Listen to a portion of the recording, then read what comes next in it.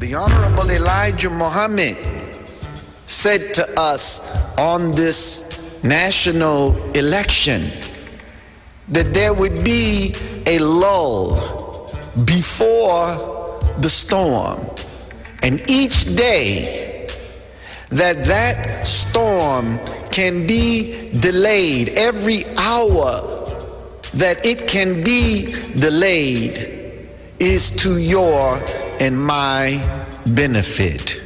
The results of the elections should have the American people and black people in particular watchful and alert, and for us not to feel a false sense of safety or security because our candidate has won.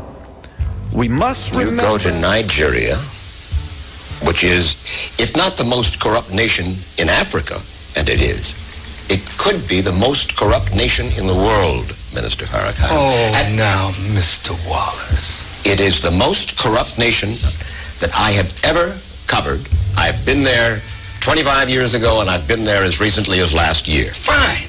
So what? 35 years old. That's what that nation is. Now, here's America, 226 years old. You love democracy, but there in Africa, you're trying to force these people into a system of government that you just have accepted. 30 years ago, black folk got the right to vote. You're not in any moral position to tell anybody how corrupt they are. You should be quiet and let those of us who know our people go there and help them get out of that condition. But America should keep her mouth shut wherever there's a corrupt regime, as much hell as America has raised on the earth. No, I will not allow America, or you, Mr. Wallace, to condemn them as the most corrupt nation on earth when you have spilled the blood of human beings. Has Nigeria dropped an atomic bomb and killed people in Hiroshima and Nagasaki? Have they killed off millions of Native Americans? How dare you put yourself in that position as a moral judge? I think you should keep quiet, because with that much blood on America's hands, you have no right to speak. I will speak because I don't have that blood on my hand. Yes, there's corruption there. Yes, there's mismanagement of resources. Yes, there is abuse. There's abuse in every nation on earth, including this one. So let's not play holy to moralize on them. Let's help them. I'm not moralizing. I'm asking a question, and I got an answer. Why would you put it as the most corrupt regime in the world? That doesn't make sense. Can you think of one more corrupt? Yeah, I'm living in one. I'm living in one. Yes, you've done a hell of a thing on this earth, so you should not be the one to talk. You should be quiet when it comes to moral condemnation, in my judgment. On the other side of the continent, in northern Nigeria.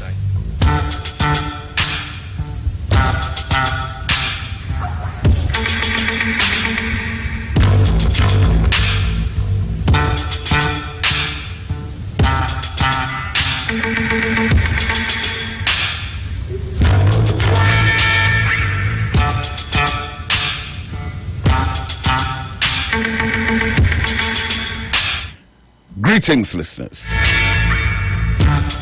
In the name of Allah, the Beneficent, the Merciful, I bear witness that there is but one God. Welcome to the Black Agenda here on the Street 919 FM. I am Brother David Muhammad, and I'm going to be in studio with you up to 9 o'clock this morning. And in a short while from now, I will open up the telephone lines and take your calls on 3420081 and 4665391. You can also send text messages and WhatsApp messages directly to me on 332-0214, and you can go to Facebook on the page of the Street 919 FM, and we are on live. So, Trinidad and Tobago. Another very interesting week. And of course, we move closer towards hopefully the beginning of the end of the lockdown, and so many debates continue about mandatory vaccination, and reopening the borders, which I understand are reopening officially today, I think it is, and all of what that entails. But in my humble view, I think the key to this is management of it regarding COVID-19. Because some scientists are saying that, look, it's always going to be with us, just like the common cold is always with us. It's just not that everyone doesn't have it at the same time. It comes and goes. Same thing with the flu and whatever seasonal or occasional ailments there may be. So as far as totally eradicating it, like how smallpox was totally eradicated, no, it's not going to happen like that, according to the perspective of some sources. So managing it now, handling it, seems to be the future of really effective treatment of this situation. So we just had, now look at this. Right now, the Football Gold Cup is going on in America. It doesn't always have very big crowds for all the games, but, you know, there are crowds. The Copa America, which is a South American Cup with Brazil, Argentina, Uruguay, Paraguay, Chile, Bolivia, Venezuela, Peru, etc. They just finished their tournament. The stadiums were empty. But over in England, they just finished the Euros, of which the final was between Italy and England. And the Euros, they started off in the group stages with like 25% capacity. Then I think when they went into the quarterfinals and semifinals, they went to like 50% capacity. And then for the finals, it was like 75% capacity. So all of their games averaged about 40,000, 50,000 people. And it wasn't all in England. They had some games in, I think, Germany, Hungary, a couple other places, as well as, of course, England. Now, here they had tens of thousands of people. No social distancing, no wearing of masks, jam-packed into these stadiums. For not one game or two games, I think it was about 46 games in all, something like that. 32 teams. It would be more than 46 games. Now, what they had was an effective system of management. So even though you're looking on the surface, you're seeing thousands of people with no masks and no social distancing, in order to get in the venue in the first place, you have to show a negative PC test, or they have their vaccine certificates, or whatever the case may be. And they've come to the realization, look, we cannot stop living and stay locked up in houses just to try to save ourselves from this virus. The position that they're taking is, look, we have to manage it. We have to govern in such a way that we can control its spread as best as possible without imposing on the standard of living and quality of life of the citizens. And while those countries had massive outbreaks and massive numbers of death, we were pretty okay. We had some of the smallest numbers in the world. But now, many of those countries are handling their situation a bit more effectively. Over here, we are taking off. There was one day, I can't remember which day it was, but there was one day where we actually had more deaths than England did. I think on that day we had 17 and England had like 11. That's a country where tens of thousands of people have died from COVID. Tens of thousands. But they've gotten to the point, and I think it's this weekend or either today, the 17th. Yeah, I think it's today that they have what is called Freedom Day,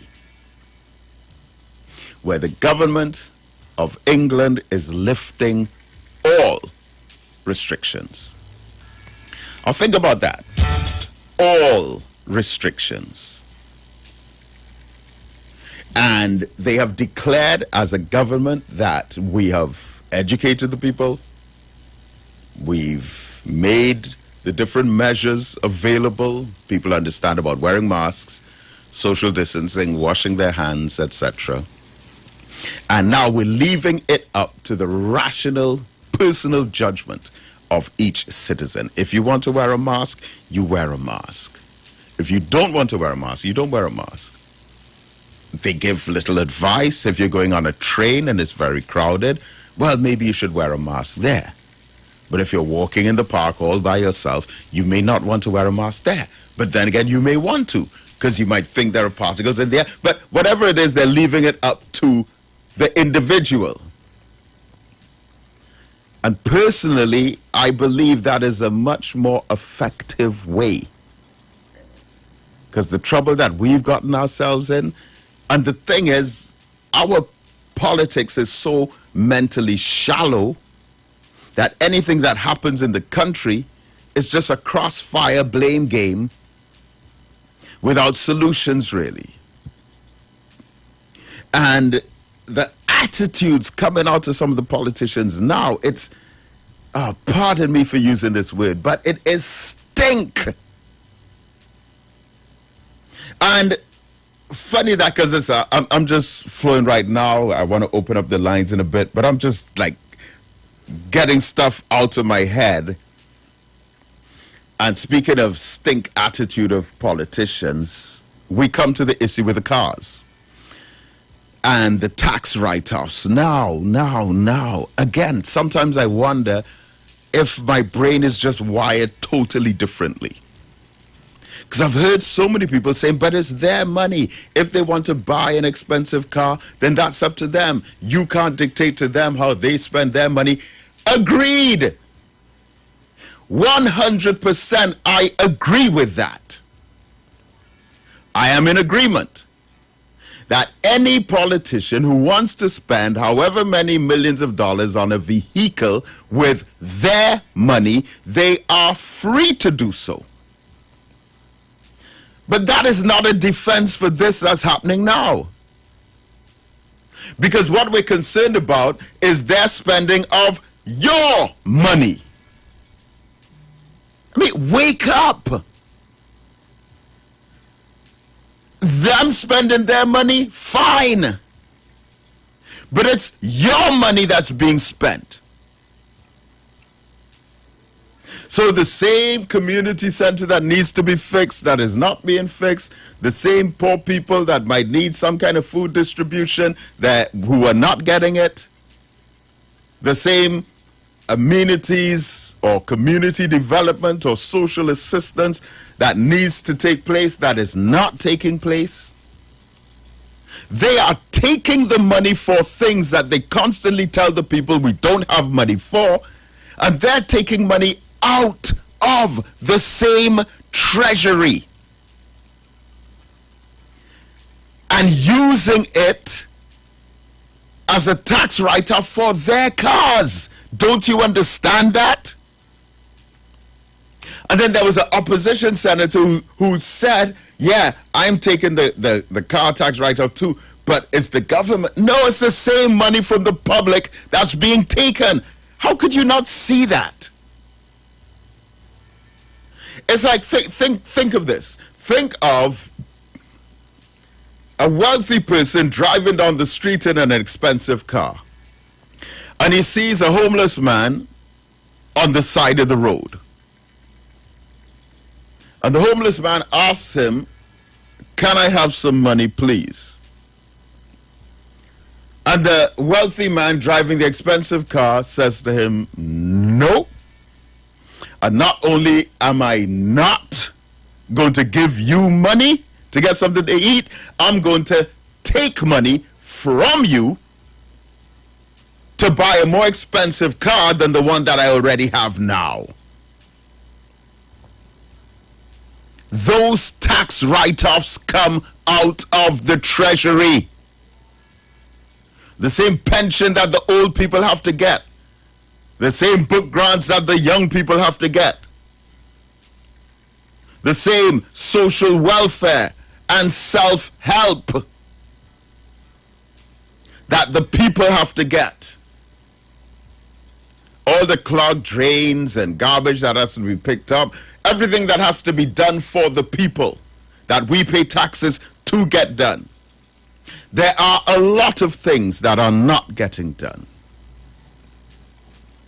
And there are a lot of things in this country where the public are told, look, I'm sorry, but at this point, we don't have any money for that. I'm really sorry, but right now, we can't afford that. There's no money for that. But in the same breath that they say there's no money for this or no money for that, they take the same money that apparently doesn't exist and use it to buy an expensive car. And some of these write-offs have been close to $500,000 as just the tax. So again, if you want to spend your own money, fine. We can't tell you anything about how you spend your own money on what cars you buy. But they're taking from you. And I want you to reflect on every single problem that requires funding in the country for which they tell us there's no money for. That money has gone into the purchase of a car. And listen, it should be a red flag for you just by the fact that these two political parties that disagree on everything, just about, they disagree on almost everything. But the one thing that both sides of the political divide were in unanimous agreement about, PNM, UNC, the MPs in PNM, the MPs in UNC, the senators in PNM, the senators in UNC, all of them together, united in agreement that they can use poor people's money to buy luxury vehicles for themselves. And then, of course, some of us as well. I mean, once you have ignorance and poverty mixed with the third ingredient of politics, you get a national justification for any evil, corruption, exploitation, or oppression that is heaped on the masses of the people. So, of course, people are going to come out and defend that. We already know that. We already know that. But that bonding between them in their agreement to take advantage, and again, in using the term take advantage, I say to us, all right, so yeah, there are government officials, and government officials must have some kind of incentive or added privilege. We understand that. But you buy a luxury vehicle this year where you got like $400,000 off the tax base, then you buy another one the next year, and then another one the next. Isn't that abuse? Isn't that abuse? But we've become so accustomed to it. And while we're on that and politicians, let me say something about Foster Cummings.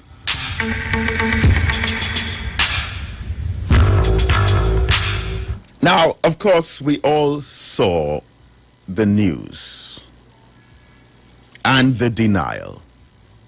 So, news was circulating a couple nights back that the home of Member of Parliament Foster Cummings was raided and he was searched and all of that. Then the next day, we heard it denied by the Commissioner of Police, or it was left up to ambiguity. left up to interpretation. Let me say this. About 4 or 5 years ago, I noticed an uncomfortable trend in that it appeared to me, ever since our current Prime Minister, Dr. Keith Rowley, announced, and even before he announced, that he did not intend to go back up another time for the leadership of the People's National Movement political party, or even to continue on as Prime Minister after a second 5-year term. Naturally, that opens up a pathway for succession. And this always generates very serious interest. Anytime a political leader is coming to the zenith of their career, there are a number of prospects that are identified. But I have felt that one in particular seems to be singled out, highlighted, embellished, and force-fed on the nation. And I'm very uncomfortable with that. That, you see, based on the history of our struggle, you know, I spoke about Haiti on Wednesday night and said, okay, so people are looking at the assassination of President Jovenel Moïse and they're jumping to conclusions about it. But it's really very, very, very, very difficult to try to understand that situation without trying to understand the last 100 years of political history in Haiti. I'm not talking about the Haitian Revolution. I'm talking about 100 years after the Haitian Revolution. In the early 1900s, when there were 6 presidents in 6 years, all of them either assassinated or exiled, United States interests linked to it, and then America invaded and occupied Haiti from 1915 to 1934, and they interfered with laws governing finance and land ownership. Then they left. And that created a new kind of paranoia in the minds of the Haitian citizens and skepticism when it comes to the CIA and the FBI's involvement in the governance of their country. And more red flags were raised when it comes to politicians that are supported by America in there, based on their history. They were occupied for 19 years. All right. So likewise with Trinidad, we have a very unique history. If you claim to support a political party based on the reading of a manifesto, but without having some kind of root foundational understanding of the genesis of that party, Dr. Eric Williams was inspired and taught by a man named C.L.R. James, who was a Pan-Africanist. And C.L.R. James had an idea of a federated West Indies, which morphed into an idea by Dr. Eric Williams of a federation of the West Indies. But while all of the other, or most of the other, first prime ministers of other Caribbean countries were trade union leaders, in the same way that we had Uriah Buzz Butler, Trinidad's first prime minister was not a trade unionist, but he was a scholar. Look, Chady Jagan, first president of Guyana, he was a trade unionist. He was a Marxist. E.T. Joshua of St. Vincent, he was a trade unionist. Alexander Bustamante, first prime minister of Jamaica. Not only was he a trade union, he went to jail several times in fighting for rights. Errol Barrow in Barbados. Even Eric Gary in Grenada, who was overthrown by Maurice Bishop. His party was GULP, Grenada United Labour Party. All over the Caribbean. VC Bird in Antigua and so on. But Trinidad was different. Because our first prime minister, he was not into trade unionism as Uriah Butler was, and if Trinidad had followed the same mold of the other islands, Uriah Butler would have been our first prime minister. But we had Dr. Eric Williams.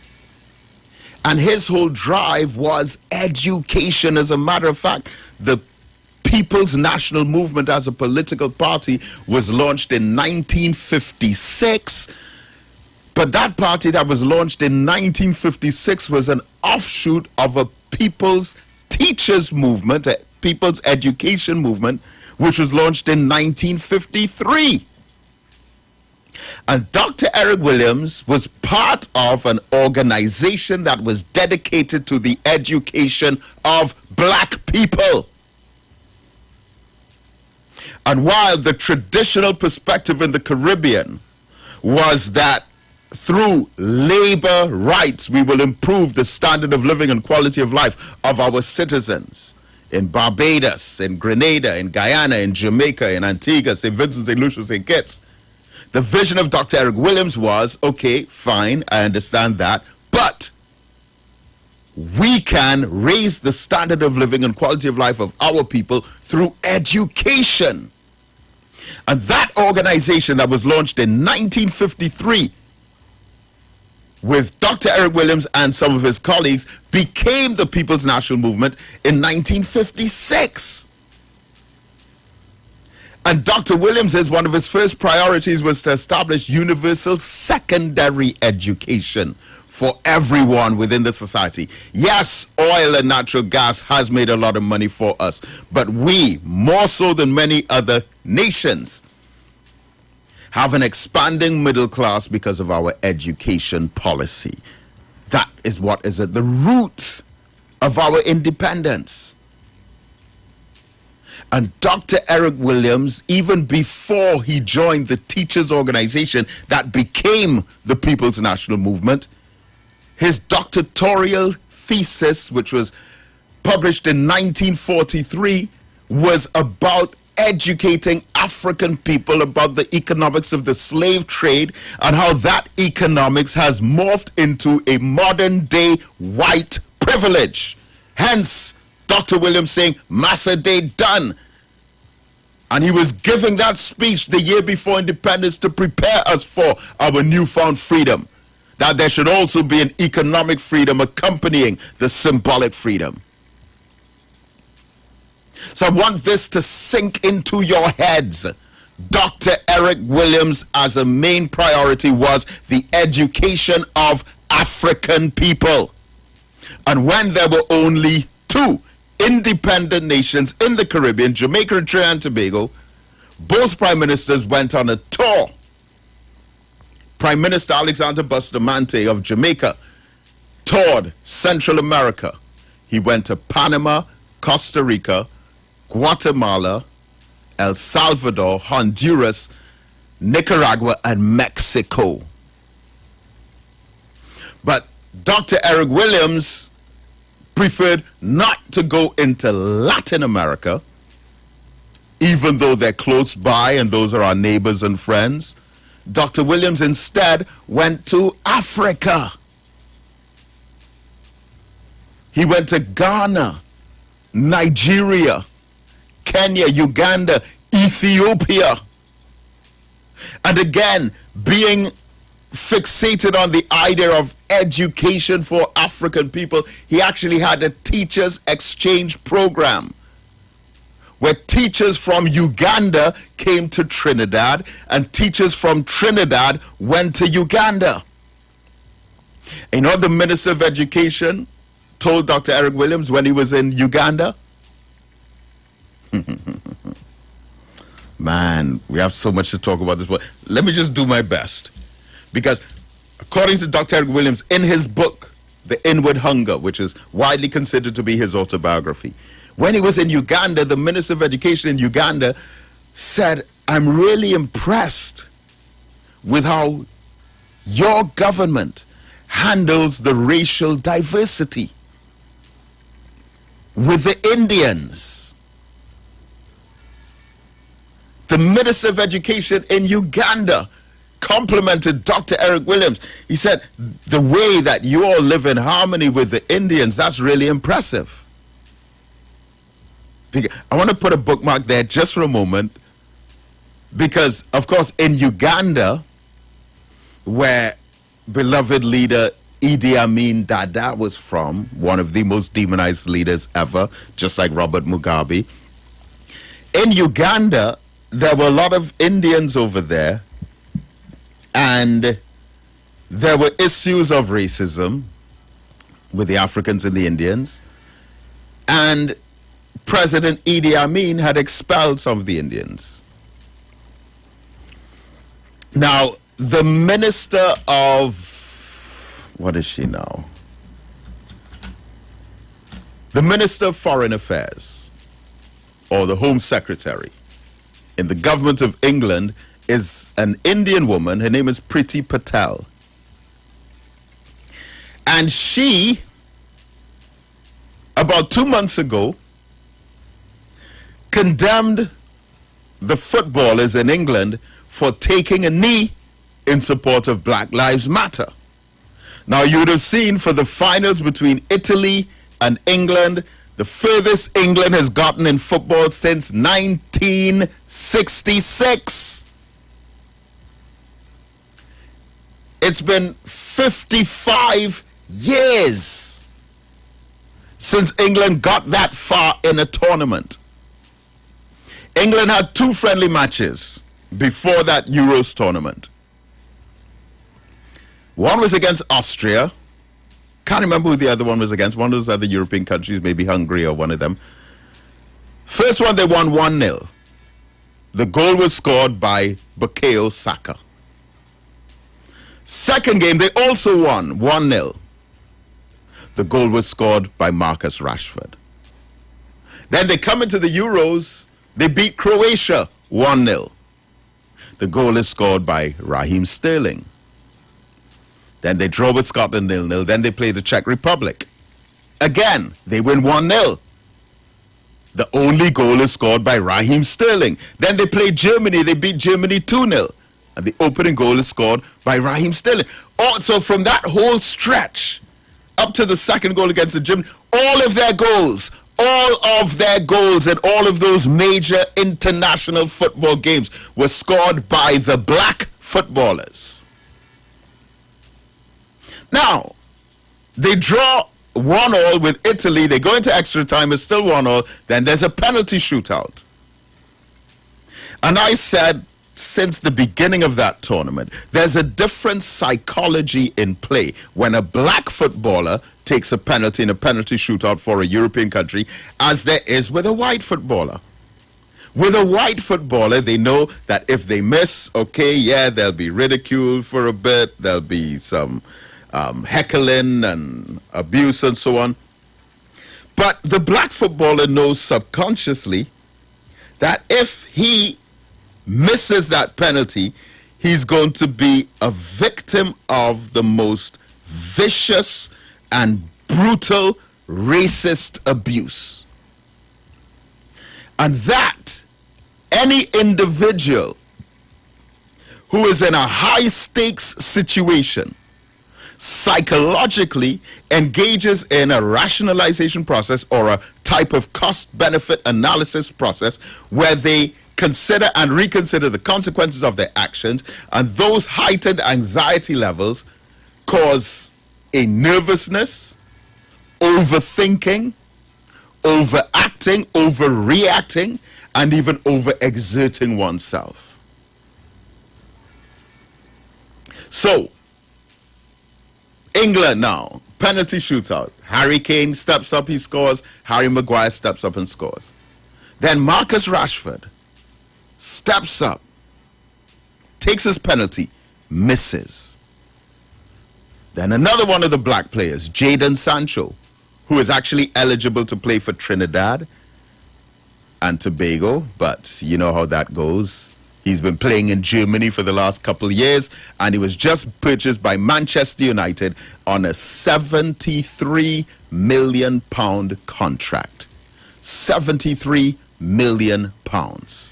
Yeah, that's Trinidad talent, beloved.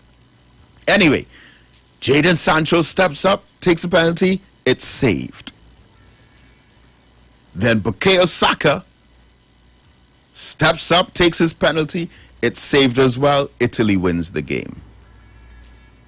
Within minutes, social media was flooded with some of the most horrific and gruesome racial hatred for those three black men who largely carried England to their best performance in 55 years. They were called monkeys, they were called niggers, they were called coons. They even had a injure a nigger day, step on a nigger's foot, 5 points, push a nigger, 10 points, knock a nigger down with your car, 500 points.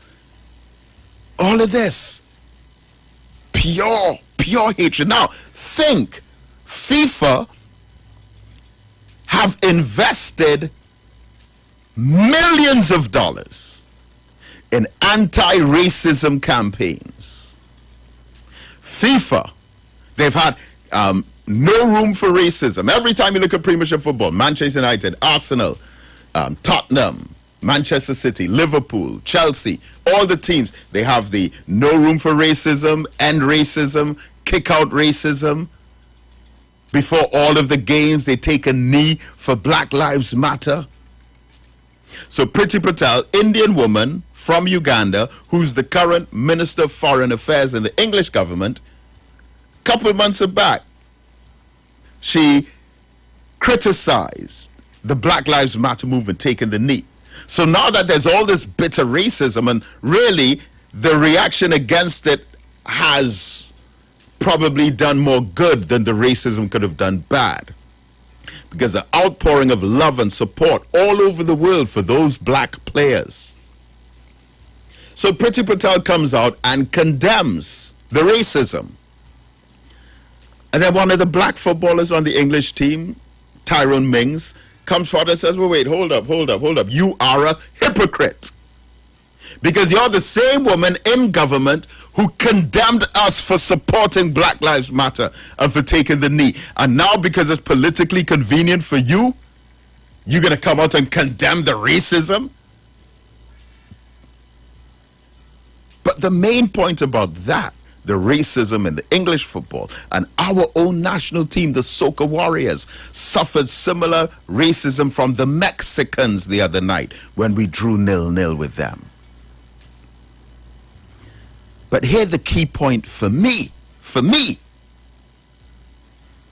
is that if Bukayo Saka, whose parents immigrated from Nigeria, came to England, and Bukayo Saka is 19 years old, multi-millionaire now, 19 years old, top player for Arsenal. Raheem Sterling, he was born in Jamaica and came to England with his parents as a young child.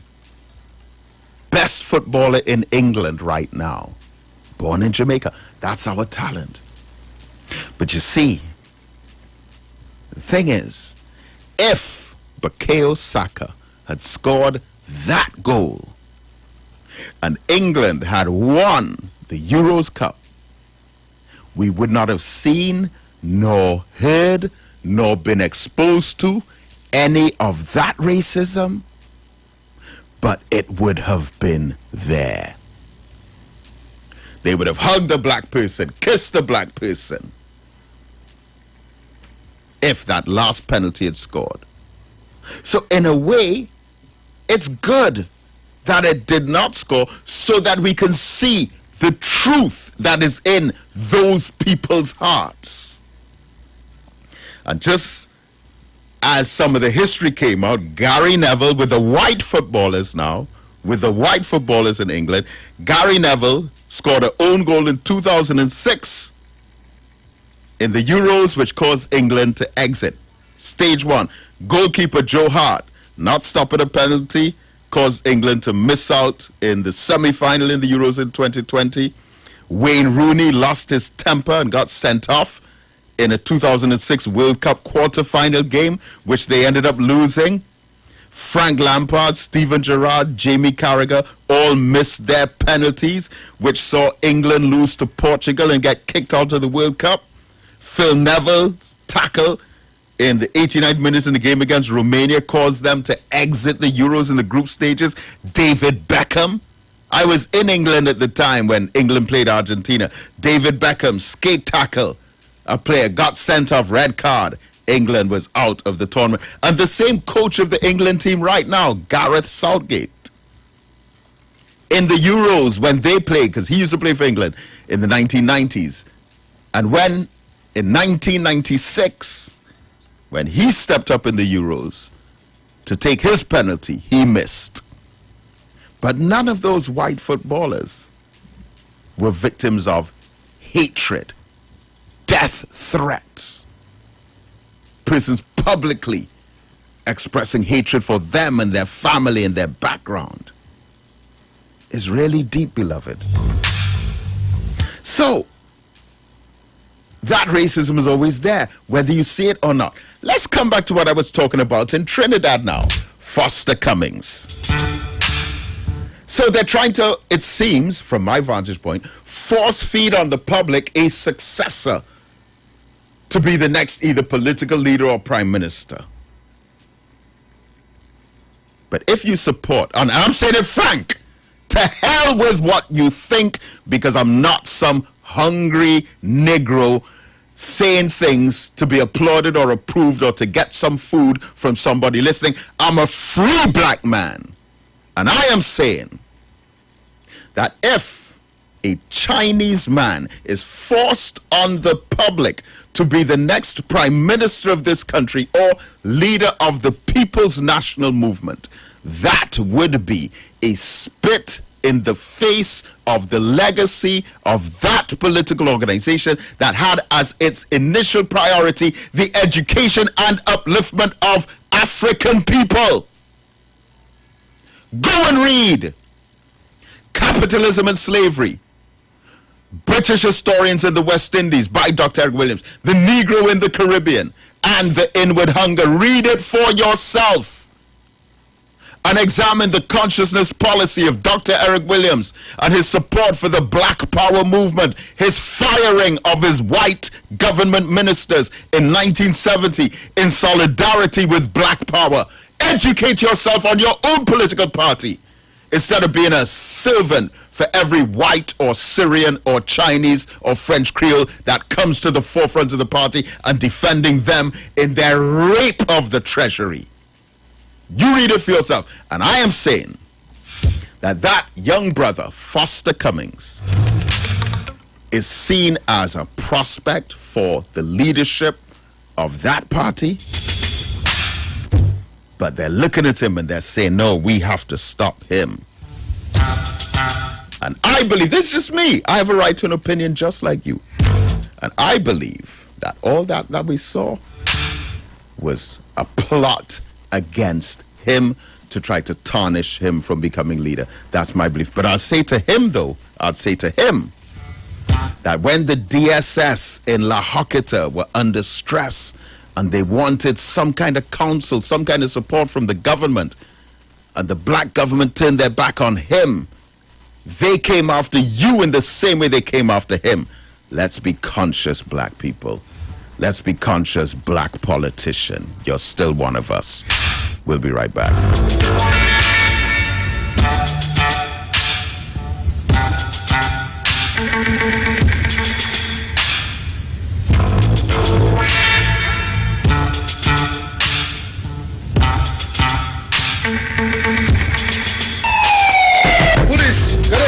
Officer Best Price here. Johnny Q, Auto Parts Division? Yes, sir. I'm here to investigate an assault on batteries. Excuse me, sir? Is it true you have batteries selling for $488?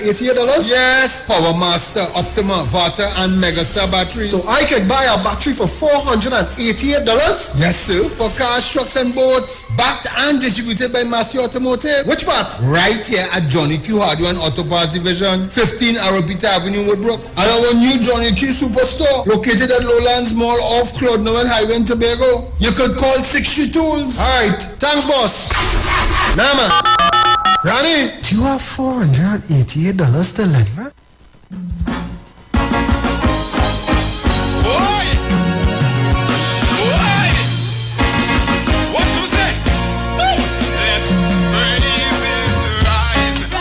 Just take a time from the inside. From the inside of so me. From the inside, yes, of me and me, you delight. I want you to delight in my life. From the inside, yes, right up from the inside, yes, of me and set me on fire. Set from the inside. Come on. What's that? Say all I want. Shoot again.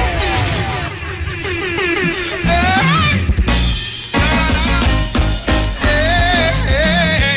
What have you about to say? What yo? Watch it. Listen. Let's praise it. Right. From the inside. So from the inside, yes, of me. You delight. I want you to delight in my life. On the inside, yes. Right up on the inside. Oh boy, this jacket holding my dog. He said, me, come feel. On the inside, yes, of me, and set me on fire. On the inside, hey, say, on the inside. Say all I want is for you to be glorified and you to be lifted high. Hey, all I want is for you to be glorified, you to be lifted high. Say all I want is for you to be glorified, you to be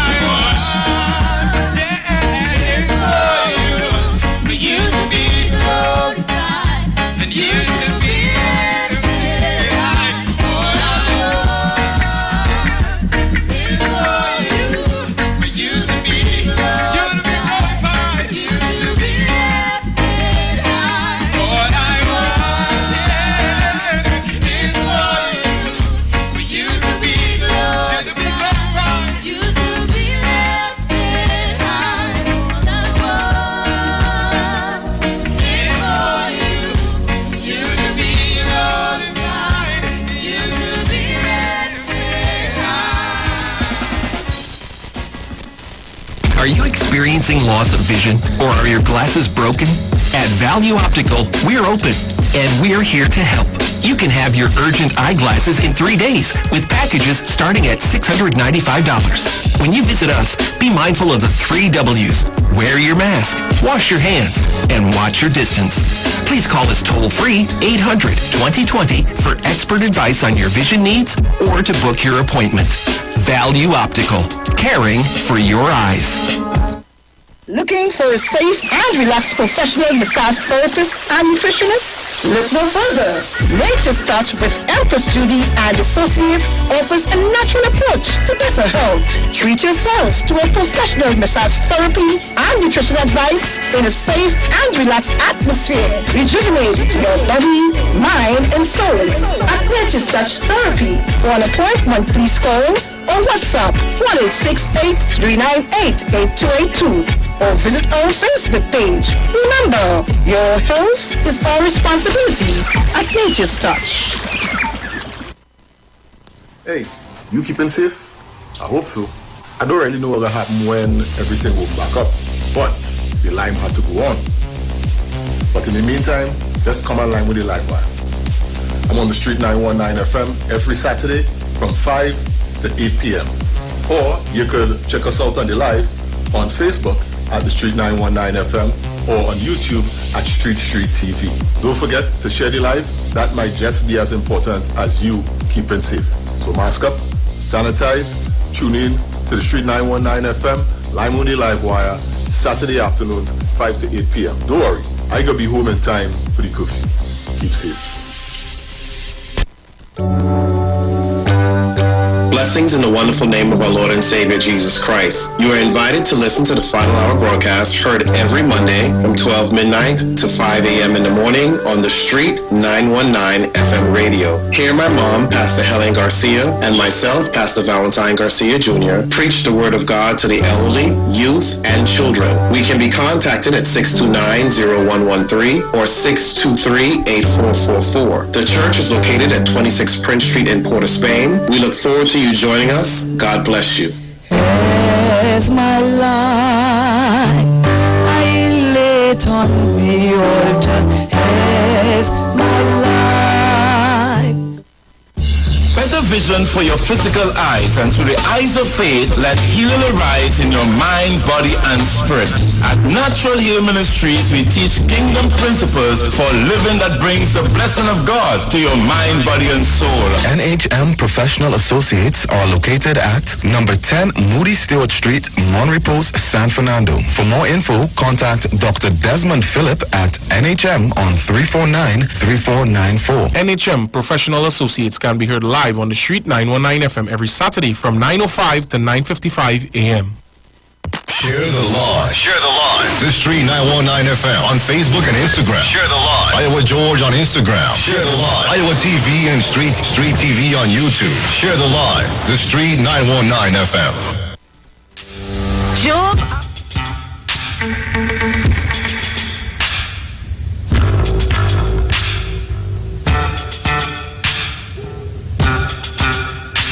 Brotherhood is required.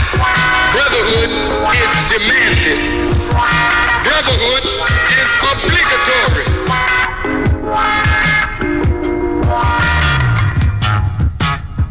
Black man get up, black man stand up, black man you better listen. So there's a need for brotherhood. Black man get up, black man stand up, black man you better listen. Black man get up, black man stand up, black man you better listen. Brotherhood is demanded. Black man get up, black man stand up, black man you better listen. Brotherhood is required. Brotherhood is demanded. Brotherhood is obligatory.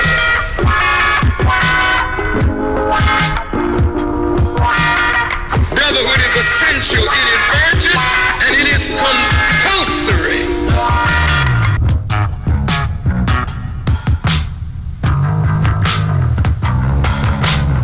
But the time demands brotherhood. Whenever the dominant white society fears for its economic future. Racial tensions are always aggravated. All right, welcome back and welcome to the second hour of the Black Agenda here on the Street 919 FM. Okay, I'm opening up the telephone lines now. 342-0081 and 466-5391. Of course, you can send WhatsApp messages to 332-0214. And, of course, we're on Facebook.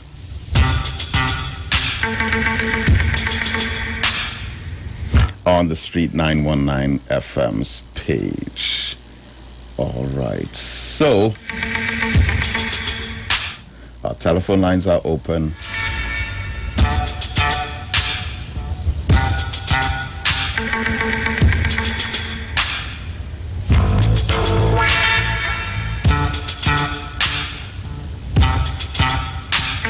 And the Freedom Day in England is actually July the 19th, which is Monday. We're also expecting some update in our lockdown situation. I guess the restaurants and the food services, they're scheduled to return back to normal over this weekend. So we will see how that goes. And again, of course, we're moving towards emancipation.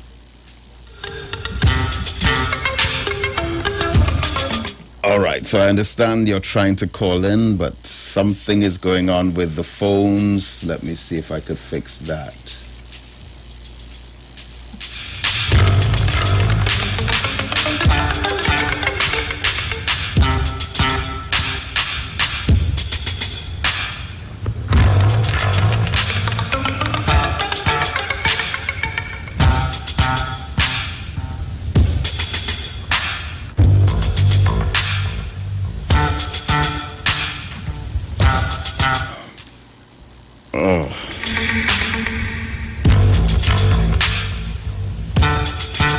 Yeah, so 342-0081 and 466-5391.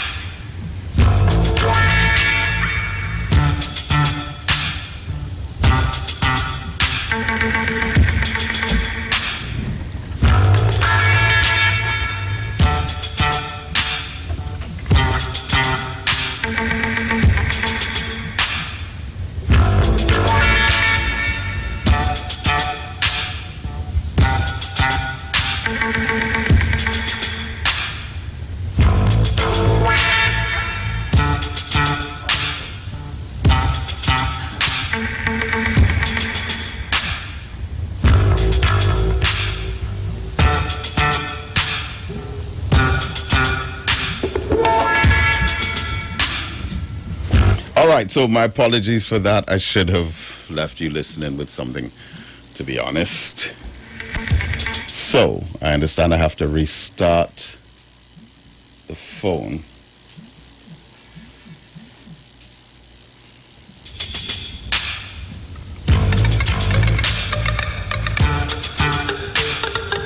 All right, so you can try 466-5391.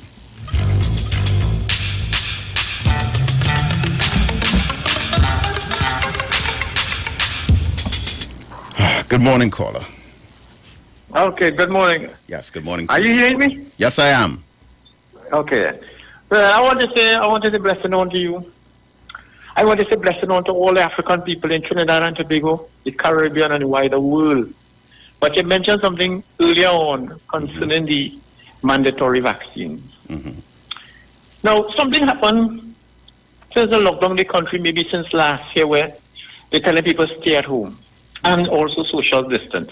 And wash your hands. And what been troubling me? Well, hello? Yeah, go on, I'm listening. Yeah.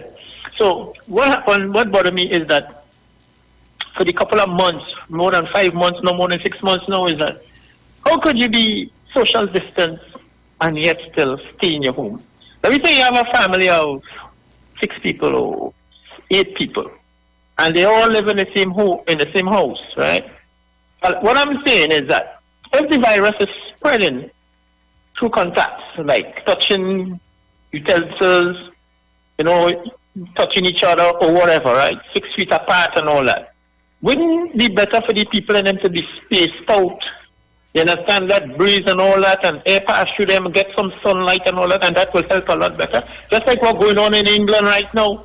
That's what's going on in certain parts of the world, where people is not locking down in their house anymore, but more outdoors. Yeah, it's being managed, it's being handled, and it was, of course, very, very risky when they took the decision to remove all restrictions. But they are saying, look, we've been going through this for a year and a half.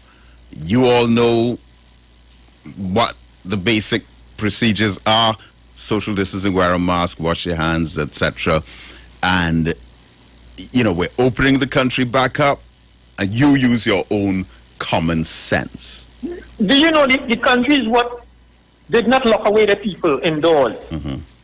Right? They are doing far better than the countries what locked away people indoors. The people and the cases is less deaths, is less, That's yesterday. What it was? How much deaths it had yesterday? I can't remember. Yesterday, but a couple of days it was 11 deaths twice. You understand? And then 200 and something cases, and then 100 and something cases. Yeah. When people locked away, this is a virus going around, and they are crowded in their home. They are closer to each other. They're not getting air flowing through them. They're not getting sunlight. And that is one aspect of this entire COVID conversation that I don't think has been emphasized enough. The whole issue of fresh air and also sunlight. Now, see, the thing with sunlight is a politician said it, and then people who don't like the politician went against the statement that they made regarding COVID and sunlight. When the scientists are saying, look, open airway passages and sunlight are beneficial in the fight against COVID-19. But I don't think we've explored in particular the idea of fresh air, especially exercising. You out in public, exercising or taking a walk. No one is around, and you have this mask on your face. You're regurgitating carbon dioxide, which is the poison that our body expels through our respiration system. We are not supposed to breathe back in. Exactly. On one hand, we say carbon monoxide is dangerous with the emission from the cars, fumes, but we're voluntarily breathing back in our own carbon dioxide. Again, so some things have defied logic. Might as well.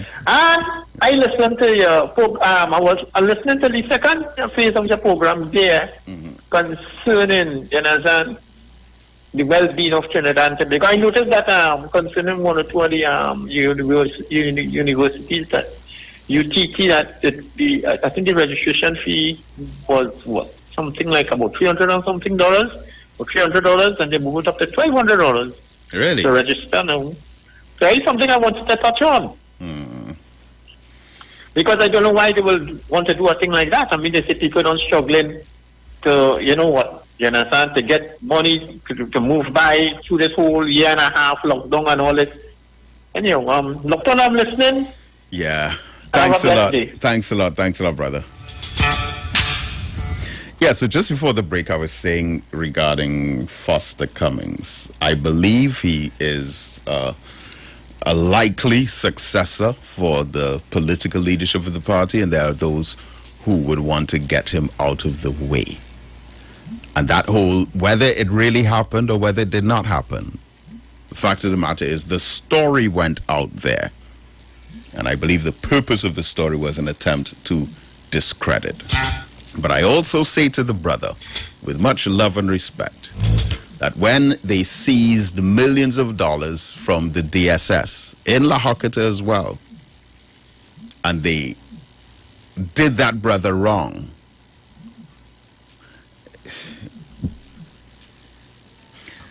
I'll go out on a limb and say that brother was sitting in my office with me, and I made an attempt to call 4 government ministers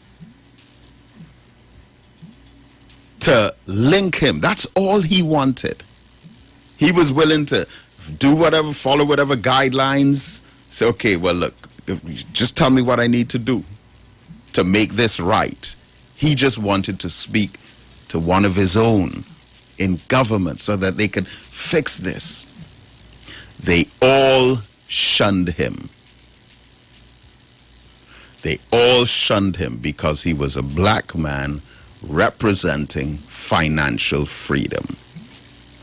And I am saying to my beloved brother Foster Cummings, the same way those same forces, the same forces that went against him because he was a black man representing financial freedom, they're the same forces that have gone against you.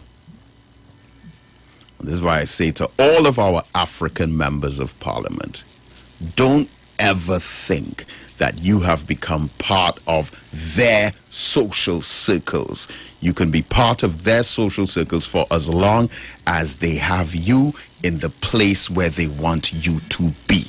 But when it gets to the point where you begin to elevate yourself above and beyond their own ambitions, that's when you become dangerous. But if in your track record, you've turned your back on your own people when they needed you, then there'll be a lesser likelihood for those same people to rally behind you when you're a victim of the same kind of oppression that they were a victim of. So I believe, or at least I hope, that will be a lesson for the brother, because I believe he has very, very far to go. Caller, are you there? Yes, Brother Mohammed. Yes, good morning. Good morning to you, sir. Good morning. Wonderful program as usual. You know, Brother Mohammed, I do not know when we in Trinidad here are going to do just what you ask and begin to think. Because, you see, we are faced with so many different challenges, and a lot of us continue to be brainwashed by the persons that are leading the nation at this point in time. You see, Brother Mohammed, I cannot be comfortable with the way that Dr. Rowley and the PNM constantly want to come out and complain and make Kamala the problem when we have things in place to deal with those type of problems. You see, it's like is it that everything that all you're accusing Mr. Sadbi Sessa and them of doing is just on immoral grounds, or was there any criminal activity that took place? Because far too often, all you tell us take things to the police, and we want to know why is it the police are not interested in all these different things that all you keep coming out and vomiting out into the public. All the information all you keep pouring out into the public as to the reasons why and why not to choose Mr. Sadbi Sessa and why to choose the PNM and what went wrong and what didn't. All these different things. I am saying, where is the interest of our police service into these different matters? We are hearing about 2 helicopters and cannot find one. You understand? Where Mr. Griffith and all was one of the persons of interest in that matter. People in Trinidad, when are we going to begin to think, or are we going to continue running in the direction of wherever the politician points us? All the things that went wrong in Petrochin, nobody answered any question. Right? But you owe the government $50 or $100 and see how much people come in front of your premises for that little money. You understand? But people all about the place, all over the world with our money. Mr. Griffith trying to trivialize our matter by the color of our man here. Right? So there's no more interest in what took place with this Cambridge Analytica thing. Right through Mr. Griffith is that all you have a program beyond the tape on TV where all you use video footage and give a narrative of the actions all you see persons perpetrating.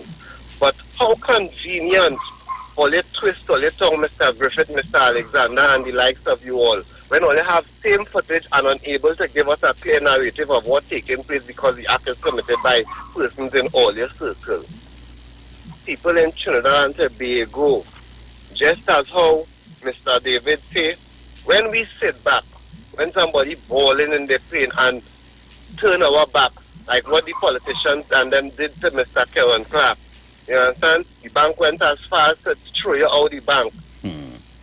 Throw you out the bank without any protocols or any proper procedures being followed. And brother, my simple point is the same way that they treated Brother Karen Clark of DSS, the same way that they treated him like a dog, said he's the biggest threat to national security, and raid his house however many times and seize his money and all of that. The same way that they treated him, they will treat an African brother who's a member of parliament, a government minister, a senator, a judge, a magistrate. They'll treat any of us the same way. Same exact way. The same way. And you know, Muhammad Ali, the great boxer Muhammad Ali, in his last visit to Minister Farrakhan, he kept saying, brother, no matter what, I'm still a nigger. I'm still a nigger. I'm still a nigger. And Minister Farrakhan said, come on, Brother Muhammad, don't say that. He said, no, it's true. I'm still a nigger. And he explained that no matter how great I become, from world boxing heavyweight champion, greatest athlete of all time, lighting the Olympic torch, as far as they're concerned, once you're not where they want you to be, they treat you just like that. Look at Bill Cosby. Dug up 30-something years ago to try to find something on that man, to put an old man in jail. And you know, Brother Mohammed, not to interject, but all we have to do is just think as you continue to ask us, you know, because, as I said, just as how they treated Mr. Karen Clark, that same bank have many other persons who have a lot of questions to answer. Some of them are politicians. They weren't thrown out of the bank. You understand? All these people, the pastor who trade, come with a set of money, he wasn't thrown out of any bank. You understand? And he's charged now. This pastor attorney general who was depositing all kind of money during the month, how much about thousands of dollars, he wasn't thrown out of the bank. People in Trinidad and Tobago, well, they better open up all their eyes, you know, because we are just in the beginning of what is going to take place if we allow it, you know. Yes, sir. We are just in the beginning of what will take place if we allow it. But Brother David, I'm going to leave it for somebody else. Yes, thanks a lot. Thanks a lot for calling, brother. Caller, good morning. Hi, morning, David. Morning. Yes, sir. Did you... No, I've always said that I wouldn't comment on Karen Clark's situation with DSS because I'm mindful of a lot of the factors associated with your question of banking and the protocol. So I'm a little lost about that. So I can't comment on something I don't know about because Karen Clark has never really addressed the whole issue. Well, he tried. He tried. Well, Listen, Karen Clark, right, was like a man walking into a police station and saying, here I am. Right. Just let me know what I need to do. That's fine. Talk to me, please. But instead of going to the police, he tried to go to the politicians. Right. So the police would deal with what they feel is something that's associated with the law. What I want to find out, because the police may have their part to do, but I would concentrate on Karen Clark as a businessman in relation to handling of whatever business in relation. But he was just a side point for this morning anyway. Right. Now, I would want to... that's why I stopped commenting on the DSS situation, because I'm a little bit uncomfortable with where you get mixed signals in relation to the handling of such money. And I have never been given a full explanation, and Karen Clark had that opportunity. The media was following him, and people even asked, listen, what is the framework? Are you registered? Are you this? To get a little feedback as to more black people getting involved. Now, I'm not emotional about this is what he tried to do. He tried hell hard. A news conference. Do you know how much news conferences he had? And conversations that he had with people too? He literally laid himself out on a train track and said, here am I. Give me guidance on how to go about whether it's registration or proper, whatever it was. He went out there groveling, and the only department or institution that dealt with him were the police. All right. Not the banks, not legal affairs, not those things, the police. But if I want to register a business, I know who to go to. I know all that without going to the police. I know with financial regulation what's required.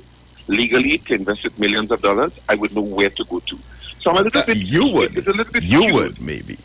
Yeah, but, David, all right. Let me leave that. Because I am not getting something definitive in relation to if I'm opening a business.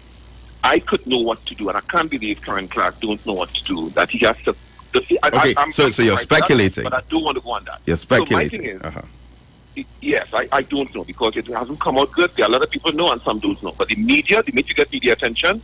You sit there on an interview, the fact that you're in the spotlight, and explain to the population. He didn't do that. And I think he had the opportunity. But again, who wants to invest in DSS? I give them all the opportunities. But I think it's unfair for it to be linked to a politician, where I always tell people differentiate between what is of African, the drive to have African development and so on, in relation to me being a politician, where I'm a member of parliament for everybody in my constituency. And that's a fact I think we have to clearly ratify. But I want to deal with the whole question of the football. You know, I think we have to understand, and I'm lately observing the whole question of African people. I'm embracing African people more because I know for a fact that we are being pushed aside, notwithstanding our talent. Because when I was telling my wife, when I saw the first black guy went up to kick that penalty, I say he is going to miss. Rashford. Yes, I say he's going to miss. Yeah, it was all over his brain. When he was running up, and he takes a very long run up, a very long, one of the longest of any penalty taker. And not on terms of distance, but on terms of he goes like, walks to the left, walks to the right, tiptoes up, does in multiple steps, stops, and then hits. Right. And I'm sure that all that was on his mind while he was doing that whole run-up was, if I miss, what would happen if I miss? I'm in agreement with you. I'm in agreement with you when you said, listen, no matter how big, it's a white population. They're ungrateful. I am not ashamed to say that. It's Europe. They're ungrateful. The French, everybody. They're not nice people. And we would look at it as though, well, you know, I meet a French person and they're nice. No, I'm talking about the G7 and how they treat African people. It's really bad. And if I were to be critical of African nation, yes, I am. But you know what? I think when you in a world where FIFA is controlled by white people, as a black man, you're at the bottom of the ladder. So it's very tough. So when I saw the three misses, and I called a buddy and I said, hey, them black fellas in trouble in England. I know that. They're not white. They will, as you rightly said, they'll be forgiven and moved on. The other thing is, a brother came on before the last one, and I want Trinis to understand something, David. Government would complain about what they believe was bad spending in a previous regime, but government approach to dealing with that has to be civil. It can't be criminal. Criminal is for the police, and there are some people who would be explaining themselves in the most decorative of ways and don't understand that, and I'm disappointed in that area that people don't know that police is police. Government is civil. I could bring you before the court, and you know the downside to that, David? I could spend $2 billion to trying to put our government minister in court, and then people will say, hey, give the people the money to the poor, and if you don't litigate, and then we still complain about corruption. So it's a catch-22 situation. So I listen to your program, there's a lot that you raise, but I can't touch on all because we have other callers. But just one last thing about the penalty shootout, right? Imagine if the last one had scored, and England had won. All of those racist people, because the police flagged 1,917 potentially criminal offenses online. 1,917. My question to you is, if that last goal had scored and England had won, where do you think those 1,917 people would have been? What do you think they would have been doing? It's one of the questions, I normally like to try myself at answering questions, but I don't know about that. Exactly. So, Really? so maybe by the fact that the penalty was missed, we got to uncover something. We got to see something. Here's my thing, and probably you could touch on that today. What is preventing, because I know African nations are into football and the talent is there. When you look at Nigeria, Ghana, all these countries. What is preventing a more organized African football in a way that people, not really of African descent, but generally, people from Trinidad and all these Caribbean islands that love football. What is preventing the African nation, the continent, to have the game in such a way that you go there instead of Europe? Well, listen. Wait. The African Cup of Nations, I don't know how it is. We're in the Gold Cup region, CONCACAF, so we see Gold Cup on television, we see Euros on television, we see Copa America, South American Cup on television. But the African Cup of Nations is one of the highest quality football tournaments that you'll see anywhere. I know. And the thing is, let me ask you this. You sound like you have some good basic knowledge on this. Do you remember a footballer named Fernando Torres from Spain? Yes. Right. Yes. And I remember the name, but I don't follow football. Right, yeah, okay. And follow do you remember another footballer by the name of Shevchenko from Ukraine? He's actually the coach of Ukraine now. Right. He's a coach for Ukraine. He used to play for Chelsea in the Premiership. Fernando Torres cost something like, at the time, $53 million US. And in the season, he scored something like 5 goals. Same thing with Andriy Shevchenko. It's cost some 60 million or some big amount of millions, tens of millions, and scored just like 4 goals for the season. In that same season, again, they sent their scouts out to the Africa Cup of Nations. There was a footballer named Demba Ba, and there was another one. Can't remember the other one's name. Both of them played for Newcastle. Someone please remind me. Demba Ba and... Anyway, the 2 African Muslims, jet black brothers, they were brought into Newcastle for like $2 million. And between them scored like 40 goals. Yep. So you spend 50 million on Torres from Spain or Shevchenko from Ukraine. They give you 4 or 5 goals. And then you go to Africa, you get a player on a $2 million contract, and he scores almost 10 times as much. Correct. Because that's where the quality football is. Chelsea's goalkeeper right now, Mendy, he's from Senegal. Yes. Again, they would have gotten him over there on a very small money contract. Now, our Trinidadian brother, Jadon Sancho, he's on a $73 million contract with Manchester United. Yes, I heard you said that. Right, but look where he came from. He Trinidadian, but he was playing in Germany. And then from Germany, they bind him over for England. But the players in Africa, right. That's where the great talent is. But they end up getting to put them on these small money contracts. And it's exploitation.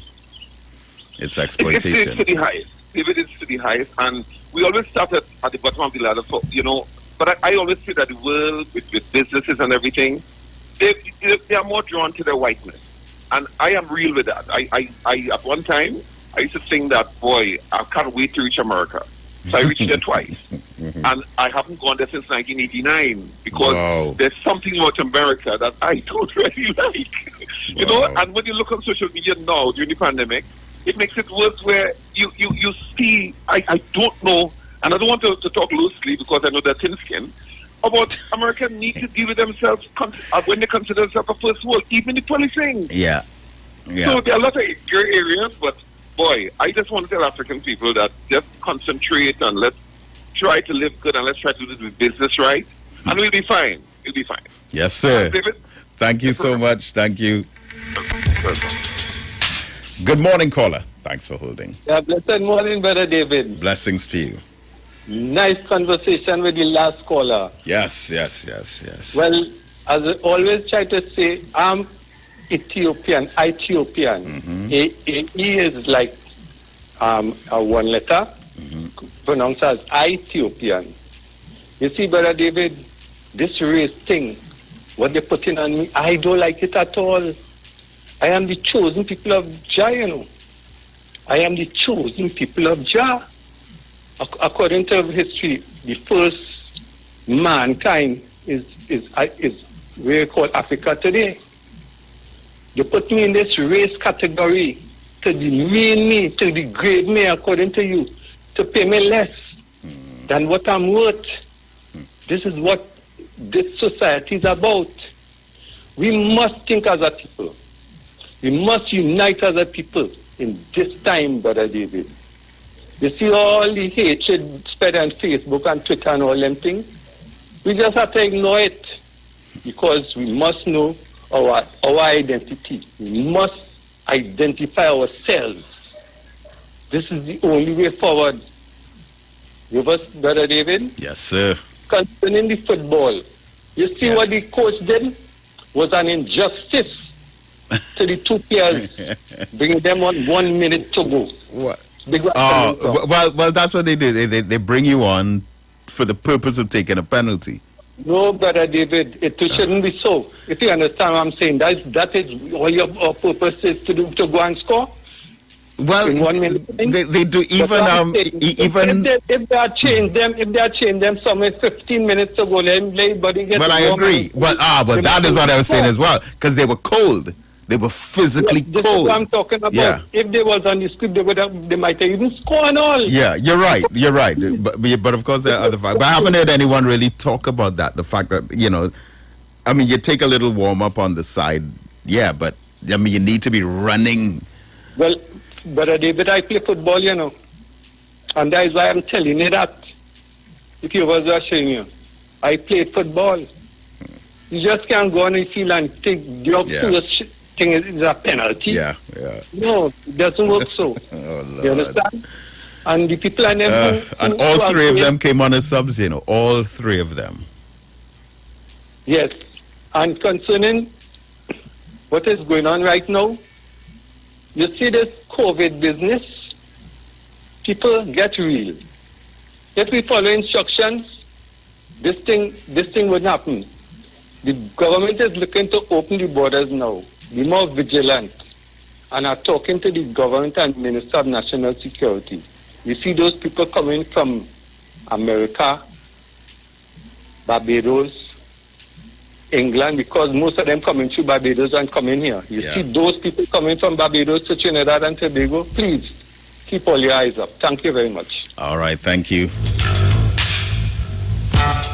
Barbados has gone back under some lockdown restrictions.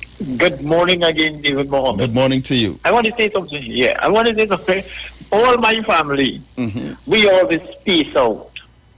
We never lock down ourselves in any way to cause any. So none of us ever get sick or none of us never die from no COVID or nothing like that. But what I want to touch on, that last second match with Trinidad and Tobago, I feel is what happened to them with that El Salvador game you're talking about? Yes, in the Gold Cup, yeah. The El Salvador one. Oh, the Mexico. Right. We played since then, right? We played since then and we lost. Right. But what I'm saying, the racial abuse could have been like having a psychiatric effect on these fellas in their mind, well, of course. And never notice. And make them play in the second match like that, It's possible. It's possible if it's not handled properly, Because, I mean to say, that kind of abuse and threat on people's lives and all that, they could never, it must have happened somewhere. Yeah. Because these guys, some of these guys' life was threatened. How could you go to a field and play 100% with when when people threaten your life, how a person does be, I mean, there's a person threatening to kill you. It's like you're looking over your shoulder. You're out the road, but you don't want to be out the road. Yeah. I mean to say, in a country like America where there's so much mass shooting and all that, you understand? These guys could have never played in that second match comfortable. That's how because these guys was playing with Mexico. I mean, just Mexico ran 12 into the world, 12 in FIFA, and they draw with them, and then come and play a team, and you can beat them 2-0. And the thing is, I was the manager of the national team for 5 games against El Salvador. 5 matches. And out of those 5 matches, we won 4 and lost. No, sorry. We won 4 and drew 1. We never lost El Salvador in that entire period. And 2 of those games were World Cup qualifiers, and 1 was in the Gold Cup, and 2 were friendlies. As a matter of fact, we had played, when I was manager, we played El Salvador in Washington, D.C., and we won 3-1, and the crowd was vicious. Sid Gray got a red card, right? I had to walk with Sid Gray to the dressing room. And while we were walking through the tunnel, this was somewhere like 60th minute or so, we actually had to turn around and walk to the other end of the stadium. All the time the game is going on, because they were throwing bottles, throwing liquid, throwing ice. And then Keon Daniel was taking a corner on the other side of the stadium. He couldn't even take the corner because they were just throwing things. I mean, it was vicious. And when we drew 2-2 with El Salvador, in El Salvador, that's when we were 2-0 up. Stern John got a penalty, and he slipped and missed the penalty. So instead of us going 3-0 up, we were 2-0 up. And then El Salvador ended up scoring 2. So we drew 2-2. Listen, we were in the stadium. We had to wait for the entire crowd to clear before we left that stadium. They knew where our dressing room was. I'm on the outside of the building, just throwing all kinds of stuff. It was insane. I mean, no Trinidad crowd will ever treat anyone like that. Even when Peter Crouch came to Trinidad, remember after pulling Brent Sancho's hair in the World Cup? I mean, they still were able to laugh and joke with him. And, I mean, there was a little booing, just for Peter Crouch. But, you know, we welcome every single visitor that we have. So it's a different kind of mentality altogether. And to be honest, we haven't really experienced that from the Mexicans in the same way that we have from the Salvadorans and the Guatemalans. Let me tell you this story real quick. When I was with the national team in Guatemala, this was 2009, we got to the stadium for training the day before the game, and the stadium was locked. So it's like we were puzzled because, you know, you all of these arrangements are made months in advance. The bus comes to the hotel, takes the team to the stadium is locked. So you have a liaison officer with you. So this guy was with me. He looked like what you call a Douglas in Trinidad. So we walked around the whole stadium. I mean, you know what it is to walk around the stadium. And we went to the office. So he's my translator. And, you know, we're inquiring, well, why is the stadium locked? We have a World Cup qualifying game against your country tomorrow. Obviously, you know about it. Why would you lock the stadium when we come to train? And then this was so wicked. The lady told the translator told me that there's a $5 fee for just something really basic, something really stupid. You have to pay $5. I mean, obviously they could have opened up this, you know, but look how they were treating us. So I paid the $5 and everything. And then I told the translator, I said, please tell her that if we were Sweden, Switzerland, Denmark, or one of those Scandinavian countries, and I said, not France and not England. I said, tell her that if we were one of those countries with all white players, we would have never been treated like that. So he told her. No, but check this out. He relayed that to her, right? And she didn't reply. She just looked at me. Now, when we were walking out for the first time, this man was with me for about 3 or 4 days as our liaison officer and my translator. When we were walking out, he said to me, he said, Mr. Muhammad, he said he used to play for the Guatemala national football team. And he said he had 3 caps with the senior team. 3 games he played with Guatemala. And he said he thanks God that all 3 games that he played were games on the road in other countries. He said because the black players like him. He said anything that goes wrong, if the team loses, if the team gets eliminated or knocked out of a tournament, there's racial abuse against the black players.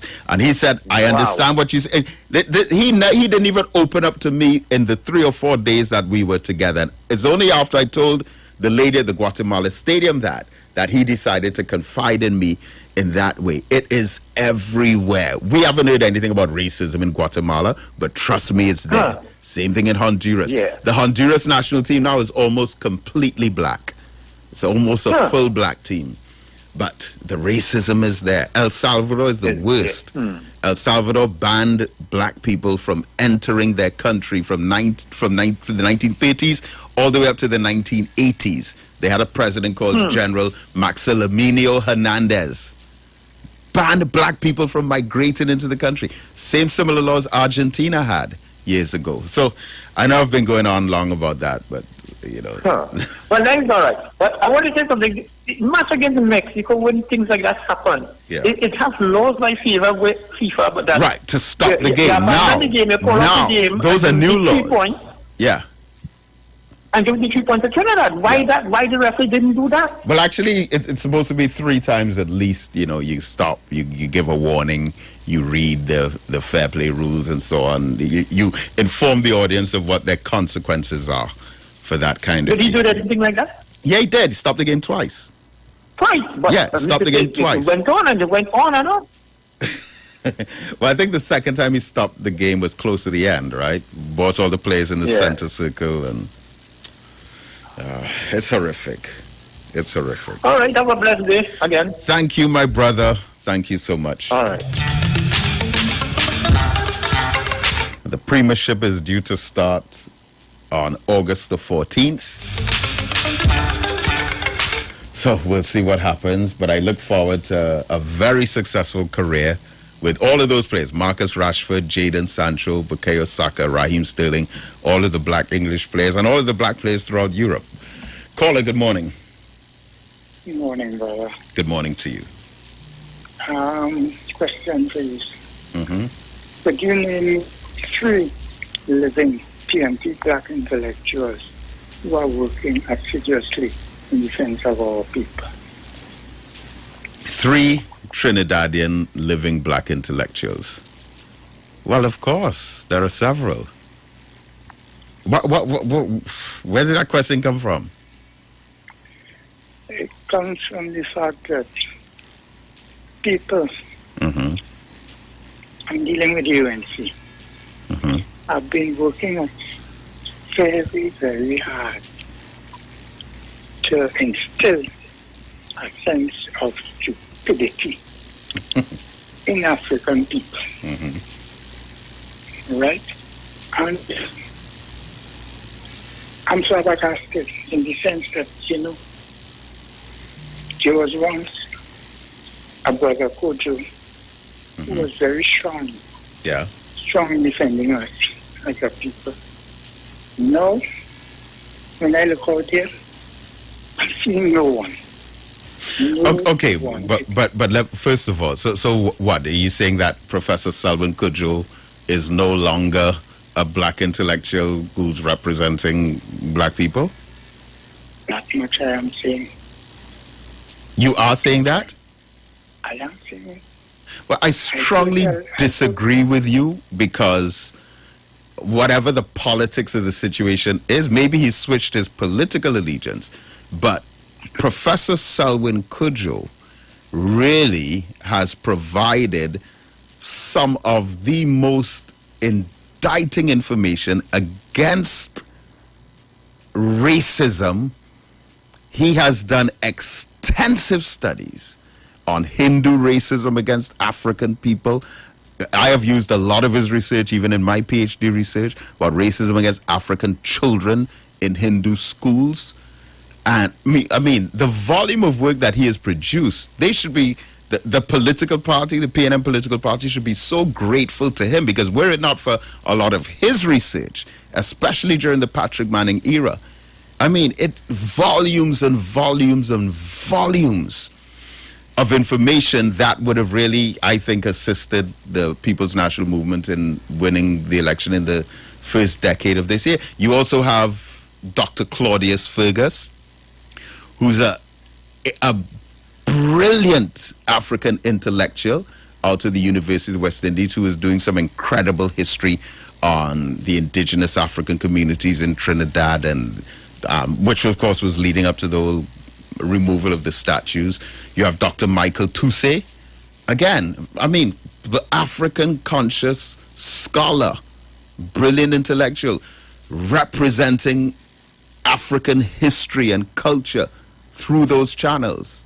Dr. Carl Campbell, who, again, a lot of the history of the education system in Trinidad, going back to the 1800s with QRC, CIC, St. Joseph's Convent, and how many of these were all white schools, all white students, but some of the brightest and most brilliant were the black students who got scholarships to go to some of these schools. I mean, a lot of that information is out there. It's being shared. It's being circulated. But we cannot afford to try to stick ourselves in a political bubble and reinterpret everything based on PNM versus UNC. African people will always be the loser in that political system. And it comes back to the whole Foster Cummins issue. That young man has a very bright future, but there are forces that will come against him, trying to prevent his rise through his political ambitions. And some of those same forces that will come against him are the same forces that would try to suppress DSS and the Susu, or even, I'll call some other names that I could say, but I won't say. But black people who are considered on the street level, or some even considered gang leaders who are not that, and African people who have made investments, who have done well financially, economic success. I mean, some of the names that I could call, brother. Listen, do you know of any of the black men? One second. Do you know of any of the black men in this country who are the head of like energy companies, firms, and corporations? You have some African men who are multi-millionaires in the energy industry, and every single cent that they've benefited from has been through almost every other channel except government. And it is embarrassing as hell to think that we have black millionaires and they got there. They got where they are with zero help from government, when that same help that should have gone to them to help get them to where they are has gone to Chinese, whites, Syrians, and East Indians. And we have had an uphill battle, an uphill climb, suspicion from our own people, not wanting to touch us with a 10-foot pole from our own people when we're on the way up. Our own people in politics shunning us, even reporting us, saying things, casting aspersions, making insinuations. It's an uphill battle in that political system. And I just hope that those of us who have ambitions there, I just hope that we're mindful and that we could unite and organize ourselves and not just be bandwagonists about situations like this. But brother, thank you. Brother, yes, sir. Brother, somehow I'm getting the impression that you're missing my point. Okay, well, we'll have to discuss it probably on another occasion, because last caller all right, well, sorry about that to the other caller there. But this is where I leave it for this morning. So I'll be on Gael TV tomorrow evening at 8 o'clock and my Facebook Live on Wednesday evenings now. So every Wednesday evening, 8 o'clock, take up a topic in midweek. But you can go to my Facebook page anyway to see the missed topics, facebook.com/Black Agenda Project. Stay tuned to the Street 919 FM. May Almighty God Allah continue to bless you as I greet you in peace. Assalamu alaikum. Many folks, they won't understand.